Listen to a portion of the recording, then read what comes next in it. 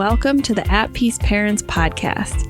I'm Casey, and I'm here to empower you in your decision-making as a parent of a demand-avoidant child. My goal is to share insights that will generate aha moments and support your connection with your child. I'm a mom of two amazing little boys, one of whom is PDA, and I've worked with hundreds of parents just like you to teach them how to lead their child out of burnout and find the clarity, peace, and sense of community they need.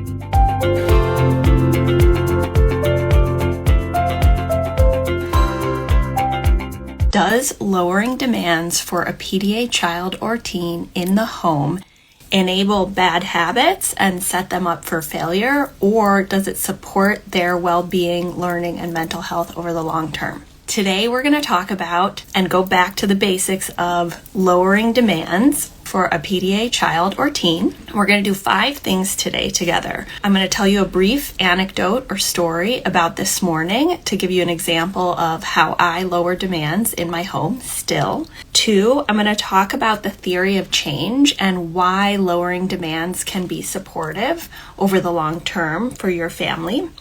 I'm going to give you a definition of what I mean by lowered demands, and then we're going to talk about the 3 primary places that I see parents that I work with get stuck with lowering demands.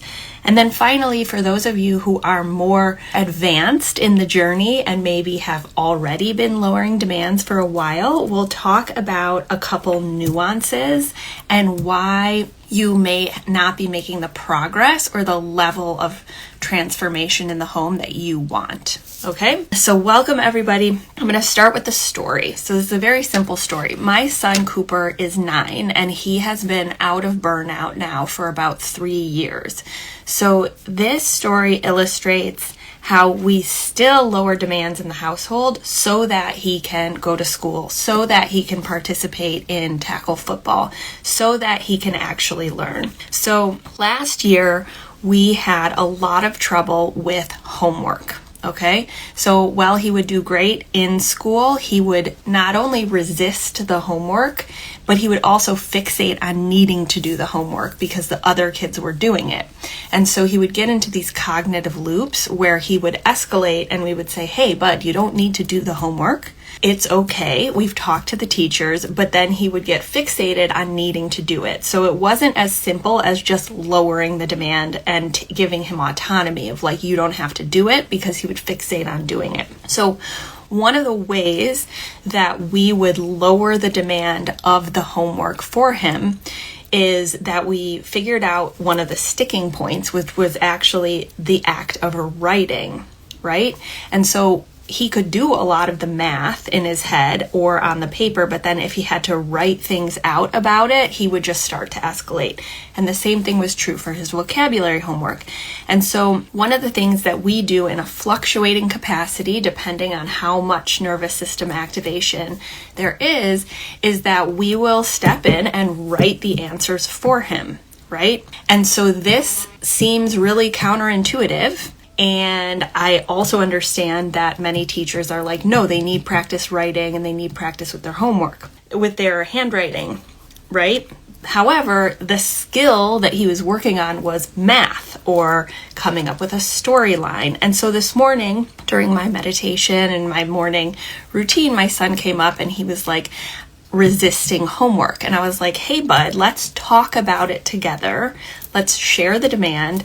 And I waited until he felt that he could no longer write, because there was a description part of like, come up with a job description for a shepherd. And he used all the vocabulary verbally that he was practicing. He understood how to use the vocabulary words. He wrote the first sentence, and then I wrote the rest of it while he dictated to me. Okay, so I lowered the demand of the writing so that he could access the learning. Okay, so this is a very counterintuitive logic for parents, for teachers, for therapists, for doctors, right? And I want to talk a little bit about why that is to get into the theory of change for neurotypical or anxious or OCD kids versus the logic of the brain and nervous system of the PDA kid, because I firmly believe that the conventional wisdom isn't wrong per se, and that the approaches that most people take in therapy, education, and parenting are not wrong. They're just a different lens and logic that most of the time don't support our unique children who have a different way of sensing and perceiving the world and threat. Okay? So the conventional wisdom and the conventional logic and a lot of the evidence is based on the idea that for children to learn skills and habits and behaviors that are appropriate, they need practice with them, and we need to sort of push them to do the thing so that they will get, quote, used to it.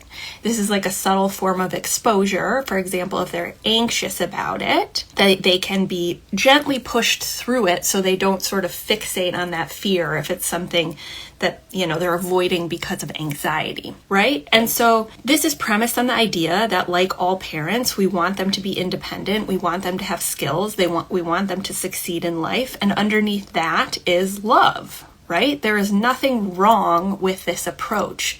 But what happens with a PDA child or teen? Every time we're pushing them to do something that their nervous system can't tolerate, we are pushing them into their survival brain and into their nervous system. And then they're in the part of the brain where they actually can't think, they can't access information, they can't access the skills that they already have. And they're actually having like a panic response, either to a perception of danger, and if we push, it can escalate to a perception of life threat. So this is when we see fight, flight, freeze, fawn, or shutdown, which are nervous system responses, okay? So remembering that the logic of PDA is that every time there is a neuroception, which means subconscious perception of me as the parent being above them, telling them to do something, or the expectation, like these are the chores that we do each day, or a loss of autonomy, meaning there's not true choice about something, then there is that ping to their survival brain that's like, hey, there's a lion in front of you. Hey, metabolism and adrenaline and cortisol and muscles react to that, right? So it's not something that's under their conscious control. But the fight flight is when we're seeing that avoidance play out, sometimes in an aggressive way. And so what can we do about this to support our children with the same goal that parents of neurotypical children and anxious children and spirited children, highly sensitive children have, which is like, we love our kids, we want them to be independent, we want them to eventually learn skills, and we want them to be successful. So with PDA kids, what often happens is that we're approaching them with the conventional wisdom of like, I need to keep making them do chores. I need to keep making them read every day. I need to force my kid to write because the teacher said he needs practice with handwriting. So if I write it for him, then he's not getting that practice and he'll never succeed. Okay? However, what we want to start thinking about is a different goal, which is how can I support my PDA child to the extent possible to spend as much time in the thinking brain as possible and develop a window of tolerance, meaning they're never going to have no demands and they're never going to have no losses of autonomy and equality because that's not life. That's not life in a family system. That's not life in the human world. And PDAers also have internal losses of autonomy and demands. So the goal is not never to have demands or never to have losses of autonomy. It is to have in accumulation, not, 10 out of 10 demands or 9 out of 10 demands, but, 8 out of the 10, we're saying, okay, I can lower that demand so they stay below their threshold being where they go into that fight, flight, freeze, or shutdown. And every time I lower demand, I can increase that window, right? So then when we actually have to have a demand, like, taking a medication or being safe around a sibling, they'll still activate because that's how their brain and neuroception works. But they won't be tipping over into the point where they're being disabled from accessing basic needs and, unsafe and constantly in that survival brain. So the logic of lowering demands is actually the more I lower demands for my child, the more they stay in their thinking brain where they can actually learn, access skills they might already have, like writing, for example, and have that relationship with you so that you can facilitate learning.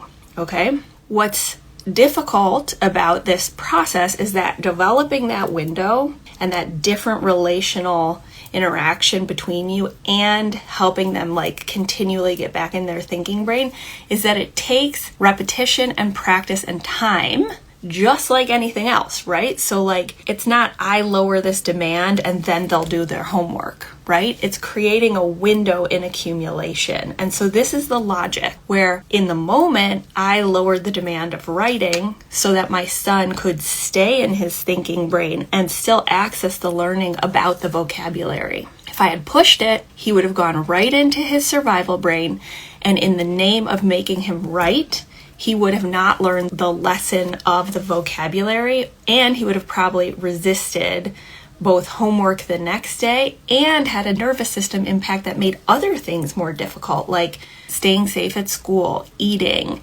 sleeping, right? So it's all in accumulation, and the causality can seem indirect, but it's all related to more important things than writing, like whether or not he can eat. So how do we define lowering demands? Like a lot of people talk about low demand lifestyle and, lowering demands for a PDA or neurodivergent child.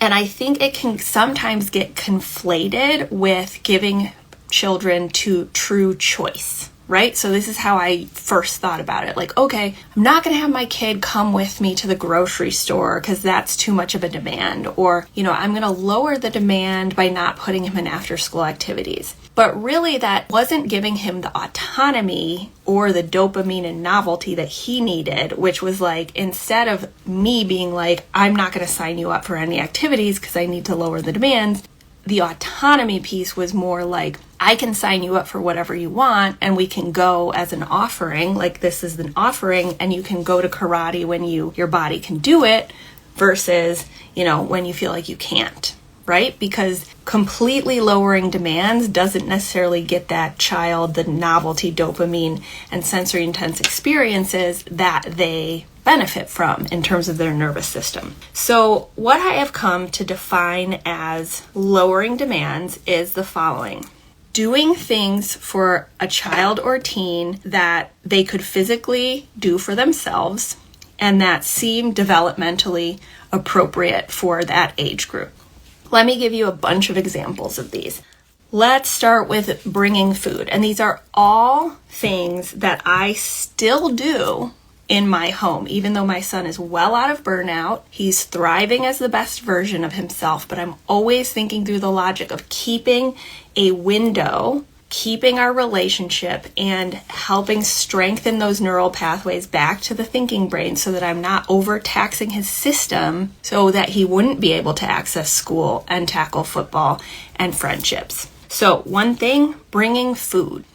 I bring my son his food, or my husband does it, or our au pair does it. What does that mean? He sits on the couch and he's like, I need water. I need popcorn. I'm hungry, right? And so I lower the demand of first executive functioning. I don't ask him what he wants, right? Because that's the demand of him having to think of it. I'm like, okay, I can come up with a buffet, or I can offer him some ideas using declarative language. I might say, I can get you apples, I can cut up some bread with honey, and I can get some Cheetos. And then he might be like, Cheetos and apples. I've also lowered the demand about the way he speaks to me. He doesn't say please and thank you, and sometimes it comes off as rude. But I know that the demand of being polite in the moment when he needs to eat is not worth it because he has a history of really restricted eating. So I bring the food over and he eats. And then I take his plate away. And yes, I do sometimes feel like a maid. And yes, it's annoying. However, the cost to his nervous system of me not doing that would be potentially not eating as much as he does now, and he's expanding his food, and maybe impacting his school access, right? So I view these all as causally related because it's in accumulation. I also help him with a shower, for example. So where we started was like refusal of showers, okay? And we've made immense progress. Now it is, hey bud, declarative language, I can start the shower for you. I lower the demand of setting up the shower, bringing the towels in, grabbing his clothes from outside, turning it on, checking the temperature. I shut the door, he does his shower, and then he runs through the kitchen and he throws his towel and his clothes. And I pick them up and I put them in the hamper. He's almost 10. He is absolutely capable cognitively and physically of doing all of these things by himself. However, I am choosing with my agency to apply the accommodation of lower demand so that he can access things that I think are more important for him, knowing that the larger the window, the more capacity over the long term he has to actually do things and learn things. So I want to also highlight the progress. We don't have battles around hygiene. I don't need to be in the bathroom as a safe nervous system monitoring him, and he physically gets his clothes on by himself, okay? So those all used to be demands that I would have to lower earlier in our progress and his development. And then so there's other things that are fluctuating, right? Remembering that this is cumulative. Maybe the first 4 days of the week, he brushes his teeth, no big deal. But by the end of the week of school and football practice, he's physically, mentally exhausted, and the window is getting smaller, right? Like the window of tolerance is getting smaller because all those losses of autonomy, the demands, and the losses of equality are building up in his nervous system. So I might lower the demand of showering altogether. I might lower the demand or give autonomy around, because sometimes he wants to, of brushing his teeth. Or I might say, I can brush your teeth for you. I might bring in a cup of water, make it silly, bring in a cup of water, bring in the toothbrush with the toothpaste, another cup to spit in, and make it a whole thing of I'm coming in to deliver him the capacity to brush his teeth. I could push and say, bud, you're fine, brush your teeth. And it's not to say there are never instances when I don't lower the demand. However, constantly making a cost-benefit calculation in my head, which is actually something that I believe we're modeling for our children so that when they are adults, they can do this for themselves, of lower the demands on themselves so that they can have success and joy in life. Because sometimes, whether or not you're neurotypical or neurodivergent, sometimes it's just too much to brush your teeth and floss them at night, right? Let's just be honest. Adults do this too. Another example that has improved immensely, but still is an example of lowering a demand, is moving from the car to the house, right? So if you have a child who's neurotypical or maybe not PDA, the expectation is that when they're going from the car to the home, they will grab their stuff and they will carry it into the house. Whether it's their backpack, whether it's the trash from eating at McDonald's or whatever it is, their water bottle. But this is not something that I expect my kids to do. I carry it for them, right? And that is a lower demand because I'm doing something for the child or teen that they could do physically for themselves. And this has also been immense progress. When my son was in or coming out of burnout, I would be so stressed just moving between the car and the house, which would be in my driveway, because if I didn't reach the house to mitigate between the siblings and make sure everyone was safely on a screen or playing separate from each other, it was there would be absolute chaos and there would be people getting hurt and things getting broken. So then I would, once everyone was settled, have to go back and get all the stuff. And it would be if I was separating my nervous system from my PDA, or for even that 1 minute to get the stuff in the house, there would be an escalation and I would worry about equalizing against my younger son. Now, we've made a ton of progress, right? They often carry one or two things, like their iPads, and then I carry the rest. But I can also, because the nervous system has come down from such a baseline of threat and past the threshold, my son can wait for me for 2 minutes while I gather up the things, okay? So progress is slow, but it is consistent. And this impacts everything else in their life that you want them to succeed at, right? People are like, how do I make my child sleep? How do I make my child eat? How do I make them go to school? All this stuff, right? They're focusing on these big outcomes. And I understand that because you're worried and they have things that are looking like medical issues and they're refusing school and you have to work and it's terrifying. And I've been through it. But the honest truth is that lowering demands and giving autonomy on things that don't seem like they have anything to do with school or eating or sleeping or toileting are actually causally related. Okay, so the more we lower demands as an accommodation, the more they have a window of tolerance and are able to access the things that we as parents are looking at in isolation. Okay, so this is a mindset shift, but it's a very, very important one. Okay, 4, where do parents get stuck with this? Okay, so I've worked with over 1,000 parents now, all of whom believe that their PDA child or teen is PDA. So I have a very large N sample, meaning we can notice patterns and where parents get stuck. The first place that parents get stuck is on what I spoke about at the beginning of this live, which is the logic. Right? They're still reverting to the logic of neurotypical kids or non-PDA neurodivergent kids, which is I need to teach a skill and I need to make them do the thing so that they'll get used to it and develop a habit. And if I don't do that, then they'll never do it. Okay? Versus I need to actually give them autonomy around whether or not they do this, because that is widening their window of tolerance. I'm going to lower the demands, even if they can physically do it themselves, so that they stay in their thinking brain and can learn, so that they can access the skills they already have, and so that we're, over the long term, helping them stay in their thinking brain so that they can actually, over the long term, learn to be independent and use skills, okay? And that's a lot to wrap your mind around right there.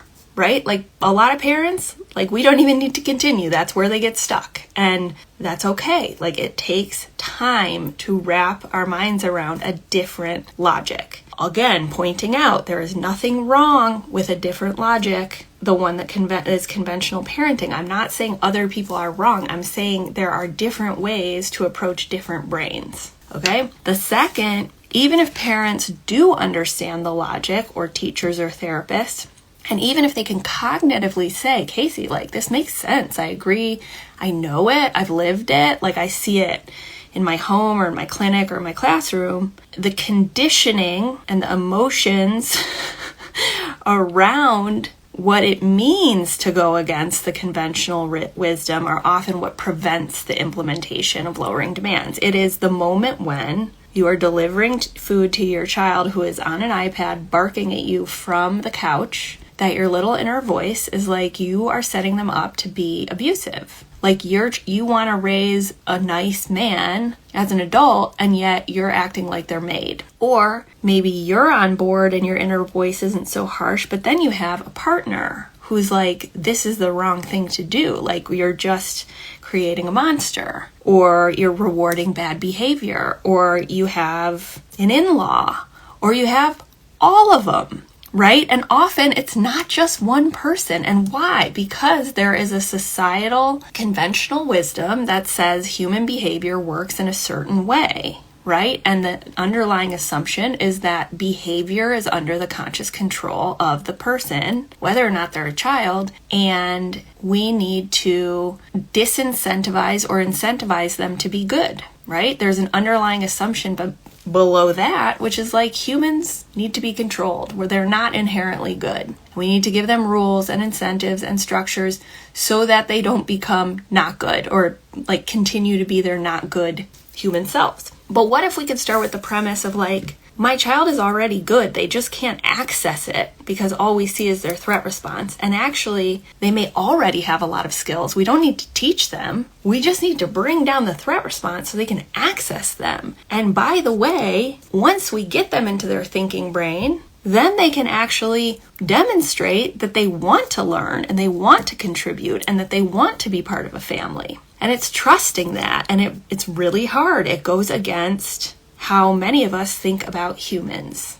Okay, so this is deep, deep conditioning and deep, if you're a professional, you're going to see evidence-based studies that are going to go against this, but always remembering that is the findings of studies are from the middle of the distribution, right? in a large sample. And our children, the PDAers, are the outliers. And so it doesn't mean that the study is wrong. It just means that the average is not our child. And so the average findings might not apply, okay? And in the ABA literature, it's not 100% effective. It's like, okay, 60% effective in this age group. What about the other 40%? Those are our kids, right? And so we need to be more critical in our thinking, and we're not turkeys, as my business coach says.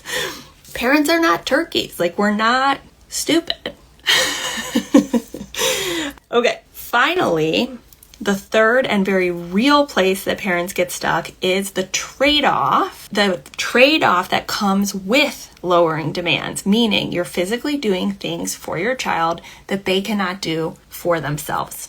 Okay? There's a very real trade-off. It's energetic, it's physical, it's time. And this is when we want to start shifting ourselves into the mindset of this is a nervous system disability. In accumulation, over time, nervous system activation around repeated losses of autonomy and equality will begin to, you're not a turkey. We're not turkeys.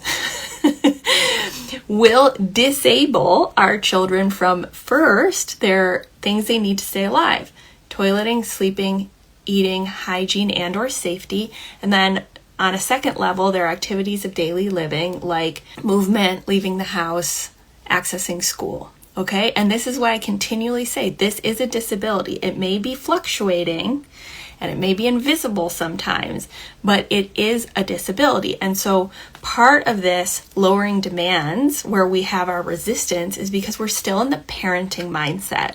Instead of, I'm actually a caregiver, especially if my kid's in burnout. I am caregiving for them, not just parenting. And that is a different thing. Okay?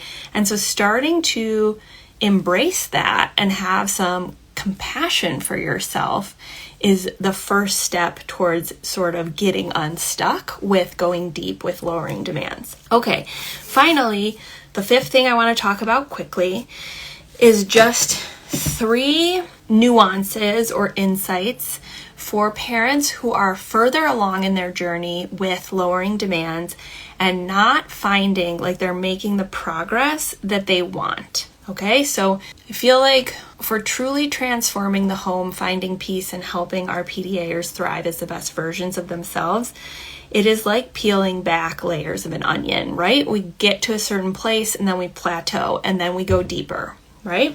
So this is for those of you who feel like you're at a plateau or you're not finding that the lowering demands is, quote, working to get you to where you want to be. Okay, so the first gentle seed that I want to plant is I see parents get stuck, and I understand this because I've done the same thing with using lowered demands in order to get the child or teen to do something, or being attached to, I'm going to lower these demands so that this outcome occurs. Okay, totally normal to do that. It's something to be aware of because the energy you have around using an accommodation in order to get a specified outcome, like I'm going to lower demands for 2 weeks so that my kid goes back to school, or I'm going to lower the demand of bringing my child food so that they start eating more, right? And that's, of course, what we're initially going to be thinking and wanting. But if you want to go a level deeper, it is like looking at the demand as an accommodation, not a behavioral strategy. Okay, and this is nuanced. And there's no judgment here. This is just to help you go deeper if you so choose. So what does that look like?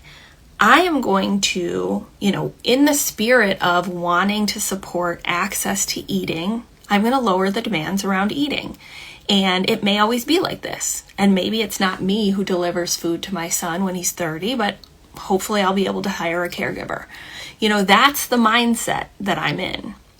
It doesn't mean things aren't improving, but there is a degree of letting go and radical acceptance of I'm not doing this because I have a timeline and an agenda for how long I'm going to do this so that they're no longer needing accommodations. Okay? So that is a difficult shift to make. So you might experiment with, I'm simply doing this to support the well-being of my child for as long as it takes, right? And that's going to feel scary because that's getting back to the idea of disability. And what I find is that as soon as parents start really radically accepting lowering demands as part of an accommodation for their child or teen, the energy starts to shift because the parent is no longer trying to control the outcome and the timeline and what it looks like and sort of being in the position of authority of like, I'm going to lower these demands so that. And when they let go of that, guess what happens? The PDA teen or child is no longer neurocepting losses of autonomy and equality around the demand lowered. And things start to shift more, okay? So practicing an energy of non-attachment around lowering demands is the invitation that I want to give you today. The second thing to just be aware of is lowered demands, if we are always deciding them, can represent another example of parents being in a position of authority and deciding, right? And not actually giving autonomy around this. Because sometimes PDA children don't want lowered demands around things. They want to go out and do stuff. They just want it to be on their terms. So that's also why I define lowered demands as doing something physically for your PDA child or teen that they can do physically for themselves. And then focusing on autonomy around things like, are they coming to the grocery store with you? It's an offering, or like activities as an offering. So just reflect on like, is it possible that, I, in my type A personality and my perfectionism, and I'm speaking for myself because that's me, am I like, okay, I'm going to lower demands, and then I like make a spreadsheet of all the lowered demands and like, I'm like, this is what we're doing. And then they sense the energy of like, oh, mom is putting herself above me and in the energy of the decider and the authority. And on a subconscious level, I'm going to be perceiving threat around that. And then I'm going to be like, why aren't the lower demands shifting our relationship, right? Again, be aware, be mindful, be demure. Okay, so finally, the lowering of demands, what I've seen from my bird's eye view in the PDA space and neurodivergent space is often that like lower demands are looked at as a magic bullet or a fix, right? Or like the thing, like we're going to do lower demands and that's all we need to do. And what I want to emphasize is that lowering demands is a necessary but not sufficient condition for getting your child out of burnout, for example. What do I mean by that? It's super important. It's part of it. We need to do this, and it can sometimes distract us from the true root causes, which actually aren't demand avoidance. They are autonomy losses and equality losses that are neurocepted as threat, which can sometimes lead to avoidance. And sometimes they don't lead to avoidance at all. They lead to other things like equalizing behavior where they're controlling and fixating on a sibling, right? And that's not avoidance. It's not demand avoidance. And so we want to be really careful about how we think about these things because it really does matter the root cause of what's activating our kids' nervous systems. What actually is getting them to the point where they're stopping eating, where they can't go to school, right? And it's not necessarily demands, it's autonomy around what they're doing, right? And so I want you to feel into that logic as you're thinking about how to support your PDA child or teen, okay? And so in this vein of lowering demands being necessary but not sufficient, there are 11 other accommodations that I teach on this page in my programs. It was very great to see you, and I will see you again soon. All right, thanks for being here, everyone. Bye. Thanks, everyone, for being here with me at the At Peace Parents podcast. This is your source for all things related to understanding, supporting, accommodating, and advocating for your PDA child.